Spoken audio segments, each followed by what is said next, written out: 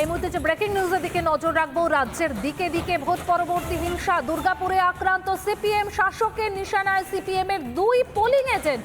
এক এজেন্টের গাড়ি ভাঙচুর করা হয় এমনটাই অভিযোগ উঠে আসছে, আর এজেন্টের দোকানে অগ্নিসংযোগ করা হয় এমনটাই অভিযোগ। দুর্গাপুরে বিজন এলাকার ঘটনা।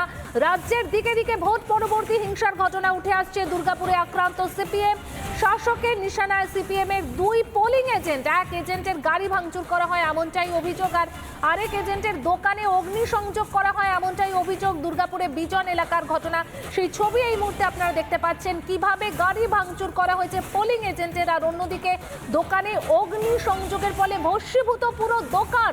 রাজ্যের দিকে দিকে ভোট পরবর্তী হিংসার ছবি উঠে আসছে। দুর্গাপুরের ছবি এই মুহূর্তে আমরা দেখাচ্ছি। দুর্গাপুরে বিজন এলাকার ঘটনা, যেখানে আক্রান্ত সিপিএম, শাসকের নিশানায় সিপিএম এর দুই পোলিং এজেন্ট। সিপিএম কর্মীরা এই ঘটনায় ঠিক কি বলছেন শুনুন। আমরা পার্টি করি সিপিএম, লেকিন আমাদের সঙ্গে কোনো রকম ওদেরকে কোনো ঝুট ঝামেলা নেই, কিছুই নেই, বুঝলেন। এবার কী জন্য ওরা আগুন লাগাইলো সেটা আমরা জানি না। বুথে বসেছিলেন? বুথে তো থাকি, বুথে আমরা এর আগেও থাকতাম। কোন বুথে বসেছিলেন? আমরা এই যে মূলবাগানে বুথে। পোলিং এজেন্ট ছিলেন? হ্যাঁ, পুলিশ এজেন্ট। করার অপরাধেই হলো? হ্যাঁ, সিপিএম করার অপরাধে হয়েছে এইগুলো। ভোটের দিন ওরা ফলস ভোট দিতে এসেছিল তৃণমূলের লোকজন, তা আমি আটকে দিয়েছিলাম। আপনি কি করেন? আমি ডিএসপিতে সার্ভিস করি। আপনি কোন পার্টি করেন? সিপিএম। আচ্ছা, সিপিএমের পোলিং এজেন্ট ছিলাম, তো আমি আটকে দিয়েছিলাম। তখন ওরা উইদাউট আই কার্ড ছাড়াই ভোট দিতে চাইছিল বারবার। আমি 4-5 বার ঢোকার চেষ্টা করেছি, 4-5 বারই আটকেছি। এবং তারপর থেকে ওরা কন্টিনিউ আমাকে থ্রেট করে যাচ্ছিলো বুথের ভেতরেই।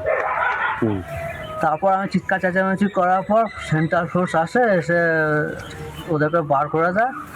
এবং তারপর থেকে ওরা আর কি ভেতরে ঢুকতেই পারেনি, কিন্তু ওদের রাগটা ছিলই, থ্রেট করেই যাচ্ছিলো কন্টিনিউ। আবার কালকে এরকম ঘটনা ঘটে গেছে। আপনারা আমরা শোনালাম সিপিএম কর্মীরা ঠিক কি বলছেন, কিভাবে তাদের উপরে অ্যাটাক করা হয়েছে সেই কথাই কিন্তু শুনলাম আমরা। দুর্গাপুরে আক্রান্ত সিপিএম, শাসকের নিশানায় সিপিএম এর দুই পোলিং এজেন্ট। এক এজেন্টের গাড়ি ভাঙচুরের অভিযোগ। আর সিপিএম এর জেলা সম্পাদক মণ্ডলীর সদস্য পঙ্কজ রায়, তিনি ঠিক কি বলছেন শুনুন। এইভাবে ভেঙে পুড়িয়ে দিতে হবে, এটা বিজয় উৎসব, করেছে মনে হচ্ছে। আর মনে হয় তৃণমূল কংগ্রেস করেছে, কারা করেছে তাদের নাম বলেছে, যে কারা করেছে সন্দেহ হচ্ছে। দুটো জায়গাতে তাদের নাম বলা হয়, পুলিশকে বলা হয়েছে। অপরদিকে আরেকজনের গাড়ি ভাঙচুর করা, হয়তো ওখানে ওর বাড়ি হয়ে এলাম আমরা আইনস্টাইনে, ওইখানে হচ্ছে যে একই ঘটনা। ও হচ্ছে পোলিং এজেন্ট ছিল, ফলস পোলিং করতে দেয়নি। তারপর থেকে ডেট দিচ্ছিল, তার গাড়ি পুরো হচ্ছে যে ভেঙে দিয়েছে। কি বলবো, পুলিশকে জানাচ্ছেন? পুলিশকে তো আমরা সাথে সাথে জানিয়েছি। সিপিএম এর জেলা সম্পাদক মণ্ডলীর সদস্য পঙ্কজ রায় সরকারের বক্তব্য আপনাদের শোনালাম। আর এই ঘটনায় অভিযোগ উঠে আসছে তৃণমূলের দিকে। স্থানীয় তৃণমূল নেতৃত্ব ঠিক কি বলছে শুনুন। 2011 সালে ক্ষমতায় আসার পরে মমতা বন্দ্যোপাধ্যায় বলেছে, अगर कोई उनके तरफ से कोई भी इनविटेशन आए तो पार्टी की तरफ से मैं वहाँ जाऊँगा। तो प्रस्ताव आए हैं, इनविटेशन आए हैं, मैं जा रहा हूँ।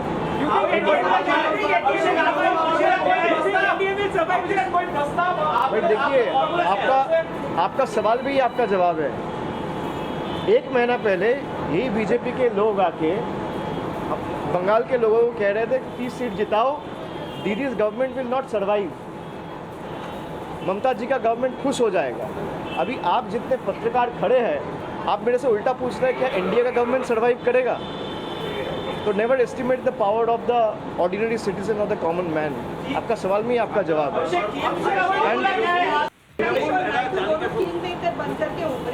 कोई किंग मेकर नहीं है। किंग मेकर अगर है कोई तो देश की जनता है, किसी का कोई हैसियत नहीं है। मैं फिर से कह रहा हूँ, किसी को अच्छा लगे, किसी को बुरा लगे, लोगों ने जिसको मैंडेट दिया है, जो जाके ईवीएम दबाया है, बीजेपी के ये तानाशाह के खिलाफ, प्राइस के खिलाफ, बेरोजगारी के खिलाफ, कम्युनल डिविसिव पॉलिटिक्स के खिलाफ जवाब दिया है, वो हर एक गरीब आदमी, देश का नागरिक किंग मेकर है।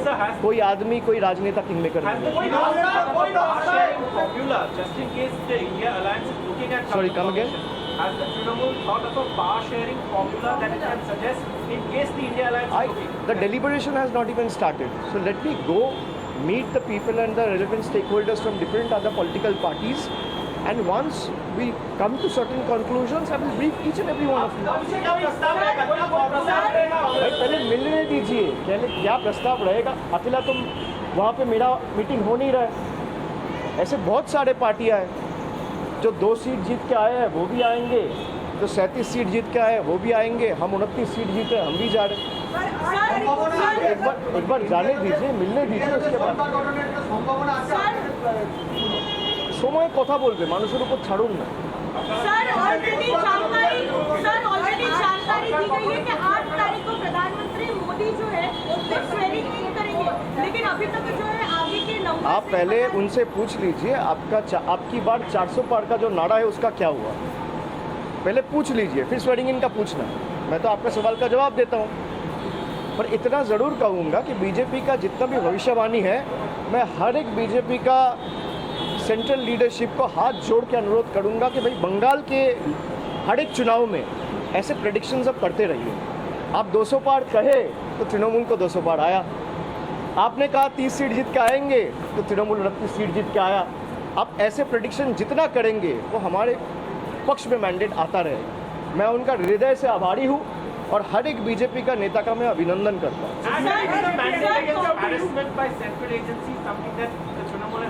It's a culmination of everything. We're not supposed to. What has the government done? You've been seeing the rallies of BJP leadership over the last 2.5, 3 months. Has they been able to furnish their report card or present the developmental works that they have done in the last 10 years? They have failed. And that is why they have resorted to this divisive communal politics time and again.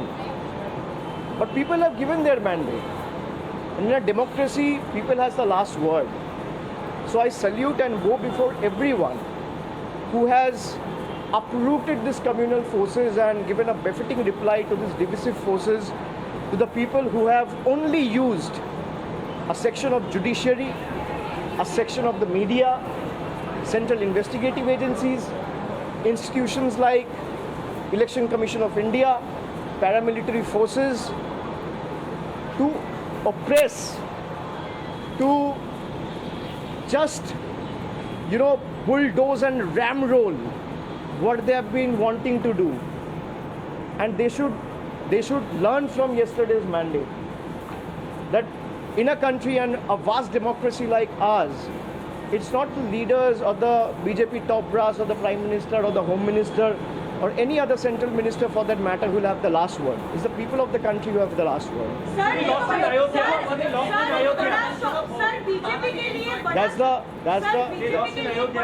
That's the crux of the election. That's the crux of the election. Sir UP से बड़ा shocker हुआ है. Sir UP से बड़ा shocker मिला है BJP को. UP जो उनका स्ट्रॉन्ग होल्ड हुआ करता था. मुझे जाने दीजिए, मेरा फ्लाइट है, मिस हो जाएगा. रिजल्ट हुआ है सर. एक सवाल, यूपी में जो चुनाव नतीजे हुए हैं, वो लोग अयोध्या में हार गए हैं, फैसलाबाद सीट, वाराणसी में प्रधानमंत्री का जो है विनिंग मार्जिन कम हुआ है. यूपी के चुनाव नतीजे का कोई क्रूशियल इंडिकेटर है आने वाले दिनों में? भाई ये तो दिखाता है कि भाई जनता का आक्रोश किस लेवल तक बीजेपी के खिलाफ है. मैं मार्जिन पे तो ज़्यादा टिप्पणी नहीं करना चाहूँगा, पर जिस राम मंदिर को आप पोल एजेंडा बना के कश्मीर से लेके कन्याकुमारी तक हर एक आदमी के पास गए कि भाई राम मंदिर ने हमने बनाया और राम का प्रतिष्ठा बीजेपी ने किया. भाई भगवान का प्रतिष्ठा एक इंसान कैसे कर सकता है? कोई कर सकता है क्या? मेरे में क्षमता है कि मैं भगवान का प्रतिष्ठा करूं? ये यही दिखाता है कि जहाँ पे उन्होंने राम मंदिर प्रतिष्ठा किया, उसी लोकसभा क्षेत्र से बीजेपी की हार हुई. मैं तो इतना ही कहूँगा, प्रभु राम आया तो इंसाफ आया. Many thanks. সময় এলেই সবকিছু পরিষ্কার হয়ে যাবে, আমন্ত্রণ পত্র পেয়েছেন, তাই তিনি ইন্ডির বৈঠকে যাচ্ছেন। দিল্লি উড়ে যাওয়ার আগে সাংবাদিকদের প্রশ্নের জবাব দিলেন অভিষেক বন্দ্যোপাধ্যায়। গতকালই মমতা বন্দ্যোপাধ্যায় জানিয়ে দিয়েছিলেন ইন্ডি জোটের বৈঠকে তিনি যাবেন না। তৃণমূলের second in command Abhishek Bandyopadhyay তিনি দিল্লি যাচ্ছেন ইন্ডি জোটের বৈঠকে যোগ দিতে। আর বৈঠকে যোগ দেওয়ার আগে একাধিক প্রশ্নের জবাব দিলেন সাংবাদিকদের। তিনি জানালেন যে একদমই বাংলার মানুষ ভোট দিয়েছেন তৃণমূলকে, সেই কারণেই তারা 29টি আসন পেয়েছেন এবং পাশাপাশি সময় এলে সমস্তটাই পরিষ্কার হবে, এমনটাই জানালেন অভিষেক বন্দ্যোপাধ্যায়। সব মিলিয়ে আজকে যে বৈঠক, ইন্ডির বৈঠকের দিকেও কিন্তু নজর রয়েছে সকলের, যে সেই বৈঠকে ঠিক কী হতে চলেছে। ইন্ডির বৈঠকে যাচ্ছেন অভিষেক বন্দ্যোপাধ্যায়।